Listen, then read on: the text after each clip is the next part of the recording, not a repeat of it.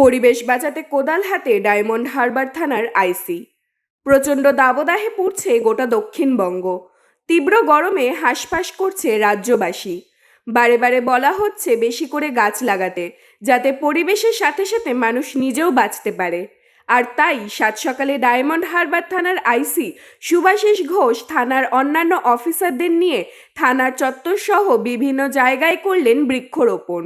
মূলত একটাই উদ্দেশ্য, এই তীব্র দাবদাহ থেকে পরিবেশ ও মানুষকে বাঁচানো। অফিসারের বিশ্বাস, এই কর্মসূচির ফলে আগামী দিনে আরও মানুষ সচেতন হয়ে এই বৃক্ষরোপণে উদ্যোগী হবে। আমরা এটাই মেসেজ দিতে চাইছি যে এরকম গাছ প্রত্যেককেই বৃক্ষরোপণ করতে হবে, কাটা চলবে না।